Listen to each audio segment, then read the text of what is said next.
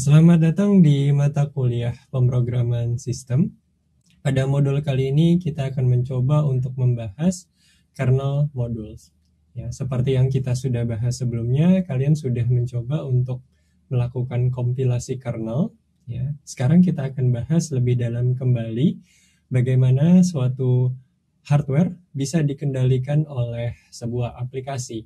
Ya, jadi nanti kita akan membahas beberapa kernel-kernel modul dan kita bisa memasang dan melepas kernel modul di dalam suatu sistem operasi.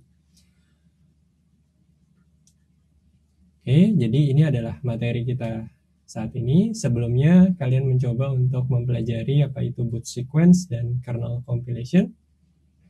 Untuk sekarang kita akan mencoba untuk mempelajari kernel modul driver dan modul compilation. Ya, jadi di sini beberapa hal yang akan kita pelajari, ya, yaitu role dari modul atau driver di dalam suatu sistem. Yang kedua adalah struktur dari kernel task. Lalu berikutnya device dan modul kategori. Lalu load dan mengunload modul secara praktikal. Lalu user dan kernel level interaction. Ya, jadi seperti yang sudah kita ketahui bahwa ketika kalian mencoba untuk melakukan compile kernel atau kalian merubah kernel, ya, di sana kalian memiliki pengalaman, ya, ketika kalian melakukan starting up atau boot sequence, di sana ada namanya initrd. Ya, initrd berisi device driver yang krusial. Krusial di sini artinya adalah device driver yang dibutuhkan ketika digunakan untuk melakukan booting. Ya, semuanya ditaruh di dalam initrd.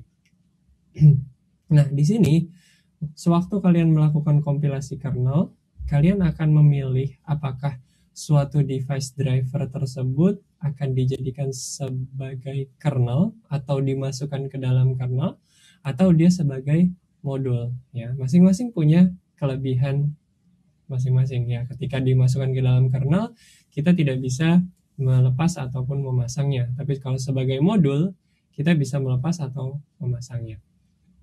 Tujuan dari dipasangnya ke dalam kernel adalah untuk beberapa sistem atau hardware yang memang single purpose, seperti WiFi, mobile WiFi, ya, atau wireless network, router, ya. Jadi beberapa device-device yang membutuhkan single purpose atau hanya untuk satu tujuan itu bisa menggunakan drivernya diinstal di dalam kernel. Sedangkan ketika kita memiliki sebuah PC desktop, ya, contohnya kita membutuhkan sebuah kernel dengan modul yang bisa dilepas pasang. Kenapa? Karena kan kita misalnya mencolokkan USB storage, misalnya kita mencolokkan hard disk, misalnya kita mencolokkan mouse atau keyboard. Di sana device-nya mungkin berbeda-beda, oleh karena itu biasanya modul itu bisa dipasang dan bisa dilepas. Ya, cukup adaptif. Alasan bisa dilepas atau dipasang karena kan modul ini bisa dibilang driver atau aplikasi yang dapat mengendalikan si hardware tersebut atau aplikasi yang bisa mengendalikan hardware tersebut. Jadi statusnya dia adalah aplikasi. Aplikasi di sini pasti dia memiliki PID. Dia pasti mengkonsum memori, ya. Jadi kalau misalnya sedang tidak digunakan, kalau kita rilis itu akan menghemat memori yang kita miliki. Oke, jadi di sini modul adalah sebuah code, ya, yang bisa di-load, ya, dan di-unload, bisa dipasang dan dilepas sesuai dengan kebutuhan kernel. Ya, jadi kalau di Linux kita menyebutnya sebagai loadable kernel module. Ya. Nah, di sini biasanya untuk mensupport hardware yang baru, file system yang tadi saya bilang, ketika kita mencolokkan mouse baru, kamera baru, hard disk baru, atau storage baru, ya, dia membutuhkan driver di sana. Nah, drivernya ini kan ada kemungkinan kita juga tidak menggunakan driver itu lagi, ya, jadi bisa dilepas, ya. Nah, kalau kita ngomongin driver, ya, driver itu adalah bagian code, ya, atau bisa dibilang sebagai aplikasi, dan dia bicara terhadap hardware device, ya. Jadi komunikasinya itu terhadap driver ini. Sewaktu kalian mempelajari di modul sebelumnya mengenai BIOS, ya, di dalam BIOS itu kita hanya mengenali hardware, ya. Kamu eksis di sini, VGA ada di sini, memori ada dengan jumlah segini. Tapi untuk mengendalikan hardware kita butuh yang namanya driver. Ya, jadi setiap hardware di dalam sebuah komputer, ya, itu biasanya memiliki driver yang tersendiri. Nah, jadi sebagian besar dari kernel itu sebenarnya adalah codingan driver, ya. Yang lainnya adalah memprovide layanan seperti memory management, remote procedure call, ya, interprocess communication, scheduling, dan lain-lain. Nah, di sini beberapa driver ada yang sengaja dibuat secara statis di dalam kernel. Statis di sini punya artian tidak bisa dilepas dan tidak dipasang, fix, ya. Mau komputer tersebut sedang menjalankan apapun, kernel tersebut atau driver tersebut tetap berjalan, ya. Jadi di sini driver di load ke dalam RAM pada saat boot time, ya, pada saat bootloader di dalam boot proses untuk membantu sistem untuk meload driver yang dibutuhkan seperti init RD atau init RAMFS yang sudah kita bahas pada modul sebelumnya. Nah, di sini juga ada yang dibangun di atas kernel modul, ya. Secara fleksibilitas dia bisa secara dinamis di load dan di unload, ya, agar consume dari memorinya bisa terjaga, ya. Jadi sebelumnya memang di sini ada yang benar-benar built-in di dalam kernel, jadi dia nyala terus. Makanya biasanya untuk device-device yang hanya single purpose itu menggunakan modul yang diimplementasi langsung di dalam kernel, karena dia tidak punya tujuan lain. Tujuannya hanya untuk satu purpose, contohnya wireless router atau mobile wifi, ya. Nah, di sini standar praktis untuk membangun suatu driver, ya, kita mencoba untuk berpikir dia dibangun secara statik, ya. Nah, di sini beberapa driver itu memang digunakan untuk sistem berjalan, ya. Nah, otomatis untuk embedded system atau sistem yang terembedded itu akan lebih baik jika drivernya benar-benar fix di dalam kernel, karena tidak ada lepas ataupun pasang, dan dia akan selalu digunakan driver tersebut, ya. Nah, gunanya modul atau driver di sini adalah mencoba untuk mengurangi kompleksitas detail, ya, untuk interaksi dengan sistem, terus mapping antara fungsi dengan standar masing-masing hardware, ya. Jadi di sini juga application user level, ya, yang akan memanggil standar function tersebut. Ya, jadi kalau kita lihat ada dua, yaitu Unix programming ada dua konsep. Yang pertama adalah mekanismenya, yang kedua adalah policy-nya. Mekanismenya itu fungsi apa saja yang perlu di-provide. Jadi sebenarnya driver itu semacam aplikasi pengendali untuk hardware, ya. Jadi interface yang bisa kita gunakan untuk mengendalikan hardware, ya. Jadi ada beberapa parameter yang dilayani oleh driver tersebut agar bisa kita implementasi di dalam program kita, agar hardware tersebut bisa berjalan dengan baik, ya. Contohnya adalah X Windows, ya, untuk merecognize dan memanage graphic cards. Di sini provide generic function untuk desktop environment. Nah, di sini juga ada yang bisa kita nikmati, entah itu GNOME atau KDE, ya. Dia menggunakan hardware yang sama, ya, tapi melewati X Windows, ya. Jadi aplikasinya boleh bermacam-macam di tingkat atas, tapi drivernya itu tetap biasanya dikeluarkan oleh vendornya, ya. Ada yang dikeluarkan vendornya, ada yang open source juga, artinya sudah generic, ya. Dan biasanya kalau misalnya bawaan, ya, artinya ada beberapa driver yang disuplai oleh vendornya, misalnya Nvidia, ya. Di situ dia punya graphic driver tersendiri karena dia punya environment untuk CUDA-nya, Code Unified Device Architecture, yaitu untuk programming paralel di atas graphic processing unit ya. Jadi memang ada beberapa vendor yang mencoba untuk mengeluarkan drivernya sendiri agar bisa mengendalikan environment-nya.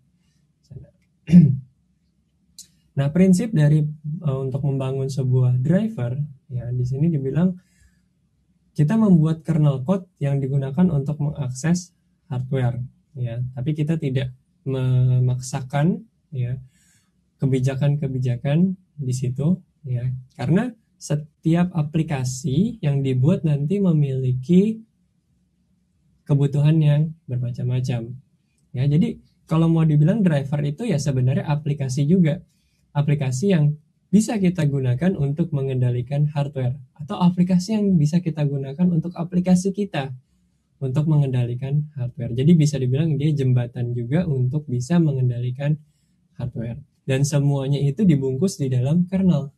Jadi kalau kemarin kalian melihat ada menu config ya, menu config yang isinya adalah di situ sebenarnya isinya adalah driver-driver yang mungkin bisa kalian buat itu masuk ke dalam kernel, atau kalian jadikan modul di sana, atau tidak kalian install sama sekali ya. Jadi kalau kita lihat seperti yang kemarin ya, itu ada make menu config ya.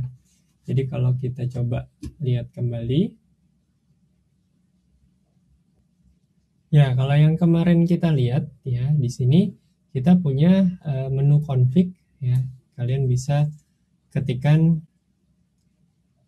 make menu config ya untuk membuka ini, dan di sini sebenarnya kita melakukan pemilihan terhadap driver-driver yang akan digunakan di dalam kernel kita ya. Jadi ada device driver di sini, M itu di install sebagai kernel modules, atau kalau kita mau menjadikan kernel dia kita buat tanda bintang di sini ya.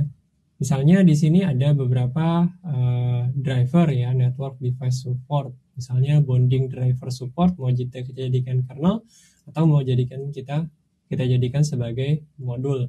VLAN ya, mau jadikan modul atau dijadikan sebagai di dalam kernelnya ya. Jadi inilah yang bisa kita lakukan ketika melakukan kompilasi kernel ya.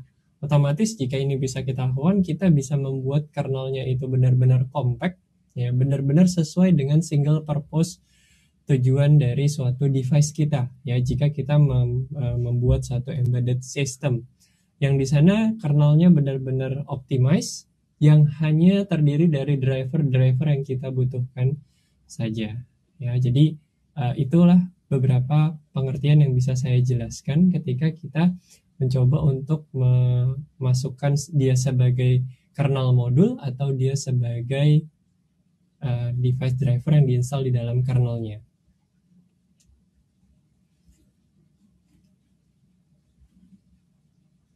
Ya, di sini suatu driver harus bisa untuk membuat hardware tersebut available ya, karena dia adalah jalur komunikasi terhadap hardware.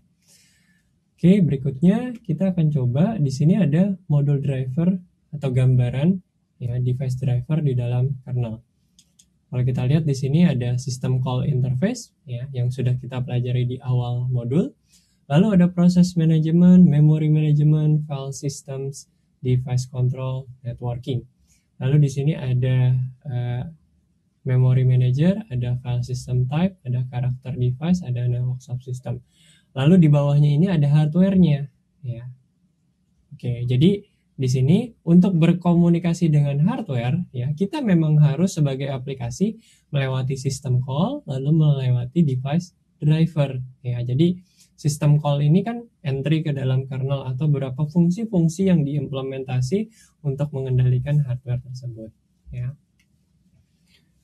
Oke, jadi di sini ada proses manajemen ya, memory management, virtual addressing, handle memory allocation, terus ada file system ya. Jadi di sini ketika kalian mengakses file kalian di dalam disk itu kan kita nggak langsung mengakses ke dalam blok device-nya. Ada perkakas atau perangkat yang namanya file system ya. Jadi ada mekanisme cara kerja untuk kita mengakses ke dalam file, yaitu sistem. Nanti kita akan bahas di modul selanjutnya. Terus ada device control, mengkontrol atau bisa kita bilang mengendalikan hardware. Ya.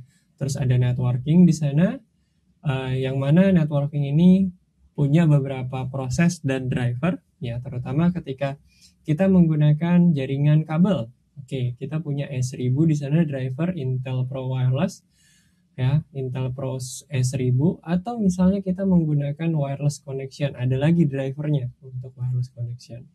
Ya, di sini mungkin akan kalian pelajari di mata kuliah jaringan komputer lebih dalam lagi, ya mengenai layer TCP/IP. Terus di sana ada top down approach, mulai dari layer yang paling tinggi sampai layer yang paling rendah. Nah, modul location ini ada di lib modules, ya. Terus ada kernel seperti yang kalian lakukan kemarin, ya. Atau di modul sebelumnya kalian mencoba untuk melakukan make install modul. Pada tahapan itu make install modul, kalian akan melakukan instalasi modul ke dalam lib modules, lalu kernel versionnya sesuai dengan kernel version kalian. Ya, terus ada hardware di sini, hardware drivernya. Lalu di sini ada beberapa perangkat-perangkat yang bisa kita gunakan untuk melakukan manajemen terhadap modulnya. Oke, jadi inilah beberapa teori yang bisa saya sampaikan mengenai kernel modul. Ya, jadi modul itu, atau bisa dibilang modul driver yang ada di dalam kernel, itu merupakan salah satu perangkat yang bisa kita gunakan untuk melakukan komunikasi antara aplikasi, ya, dengan hardware, ya, atau kita memberikan layanan terhadap aplikasi, pastinya melewati beberapa sistem call atau beberapa kernel, ya.